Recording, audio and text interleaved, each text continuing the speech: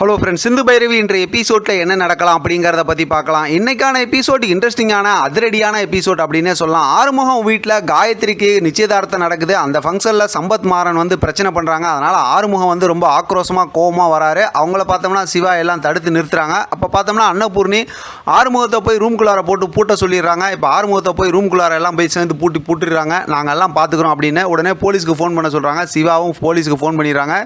இந்த பக்கத்து பார்த்தோம்னா மகா நம்ம நினச்சதெல்லாம் நடக்காதா அப்படிங்கிற மாதிரி தான் ரொம்ப எதிர்பார்ப்போட பார்த்துக்கிட்டு இருக்காங்க. இப்போ பார்த்தோம் அப்படின்னா அந்த போலீஸ் வர வரைக்கும் பார்த்தோம்னா கதையை ஒரு மாதிரி அப்படியே கொண்டு போகிறாங்க. மாறி ஒவ்வொரு ஆளாக கோவப்படுறாங்க. முதல்ல பார்த்தா அன்னபூர்ணிக்கிட்ட அந்த சம்பத் மாறனும் ரொம்ப ஓவராக பேசுகிறாங்க. அன்னபூர்ணி கோவப்படுறாங்க. அடுத்து பார்த்தோம் அப்படின்னா சிந்துவோட அப்பா கிட்ட, அடுத்து பார்த்தோம்னா சிவாவோட அப்பா கிட்டன்னு சொல்லி மாறி சிவா கிட்டன்னு சொல்லி எல்லாத்தையும் கோவப்பட்டுக்கிட்டே இருக்காங்க. இந்த சண்டை இப்படியே தான் நடந்துகிட்டு இருக்குமா, நம்ம இதை வந்து வேறு மாதிரி மாற்றணும் அப்படின்னு சொல்லி மகா என்ன பண்ணுறாங்க, ஆறுமுகத்தோட ரூமை போய் திறந்து விட்டு வந்துடுறாங்க. யாருக்கும் தெரியாமல் நைஸாக போய். இப்போ இந்த பிரச்சனை நடந்துகிட்டு இருக்கும்போதே பார்த்தோம் அப்படின்னாக்கா சம்பத்தும் மாறனும் வந்து ரொம்ப ஓவராக பிரச்சனை பண்ணிக்கிட்டு இருக்காங்க. கரெக்டாக பார்த்தோம்னா ஆறுமுகம் அங்கேருந்து பாஞ்சு குதிச்சிட்டு காலை மாதிரி வராப்பில் கிட்ட வராப்பில் பார்த்தா கரெக்டாக சஞ்சய் போலீஸ் உள்ளே வந்துடுறாங்க. உள்ளே வந்ததுக்கப்புறம் சம்பத் மாறனை அடித்து இழுத்துட்டு போய் போலீஸ் ஜீப்பில் ஏற்றிட்டு நீங்கள் நல்லபடியாக நிச்சயதார்த்தத்தை நடத்துங்க அப்படிங்கிற மாதிரி அவரே வந்து பாதுகாப்பு கொடுக்குற மாதிரி பேசுகிறாரு. பைரவி அதெல்லாம் பார்த்துட்டு ரொம்பவுமே அப்படியே சந்தோஷப்பட்டு இருக்காங்க. இருந்தாலும் பார்த்தோம் அப்படின்னா ஆறுமுகத்துக்கு தெரியல சஞ்சய் எப்படின்னு.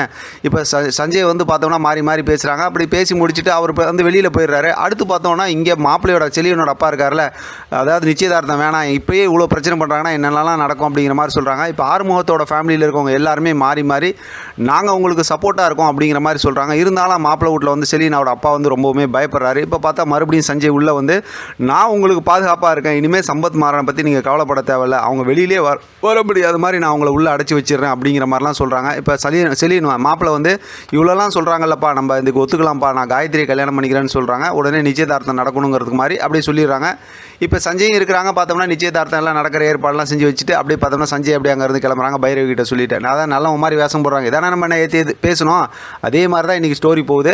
அடுத்து பார்த்தோம்னா இங்கே நிச்சயதார்த்தம் முடிஞ்சதுக்கப்புறம் பேக்ரவுண்டில் பாட்டு மியூசிக் அப்படிங்கிற மாதிரி தான் ரொம்ப சந்தோஷமான மூமெண்ட்லாம் இருக்குது. இப்போ அதாவது நீங்கள் நல்லா இருப்பீங்க, ஒன்றும் பிரச்சனை இல்லை, கவலைப்படாங்கன்னு சொல்லி அதாவது இந்த பக்கத்து பார்த்தா ஆறுமுகமும் சொல்கிறாரு, சிவாவும் சொல்கிறாங்க. எல்லாருமே ரொம்ப சந்தோஷமாக அந்த மூமெண்ட்டை வந்து என்ஜாய் பண்ணிகிட்டு இருக்காங்க. இப்போ போலீஸ் ஸ்டேஷனில் பார்த்தோம் அப்படின்னா சஞ்சய் வந்து அந்த மாறனை வர சொல்கிறாங்க. மாறனை வந்ததுக்கப்புறம் பார்த்தோம் அப்படின்னா மாறன்ட்ட பேசுகிறாங்க, நான் உன்னை என்ன சொல்லி அங்கே அனுப்பிச்சேன், போனதுமே ஆறுமுகத்தோட கையை தானே வெட்ட சொன்னேன், நீ இந்த பிரச்சனை பண்ணிக்கிட்டு இவ்வளோ நேரம் என்ன பண்ண அப்படிங்கும்போது, இல்லை அதாவது வந்து பிரச்சனை ஆரம்பித்ததுக்கப்புறம் ஆறுமுகத்தை போய் ரூமில் போட்டு பூட்டிட்டாங்க, அதனால தான் என்னால் முடியல, நீங்கள் கொஞ்சம் லேட்டாக வந்திருந்தா நான் கையை வெட்டி இருந்திருப்பேன் அப்படின்னு சொல்லி மொத்த பிளானும் இவங்க தான் போட்டாங்க அப்படிங்கிறத அப்போ தான் பேசுகிறாங்க. அதோடு பார்த்தா இன்றைக்கான எபிசோட் முடிச்சிருக்காங்க.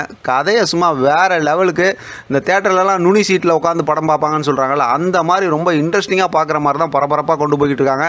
பார்க்கலாம் அடுத்து என்ன நடக்குதுன்னு. இதை பற்றி உங்களோட கருத்து கமெண்ட் பாக்ஸில் தெரியப்படுத்துங்க. தொடர்ந்து ஆதரவு கொடுங்க. தேங்க்யூ ஃப்ரெண்ட், தேங்க்ஸ் ஃபார் வாட்சிங்.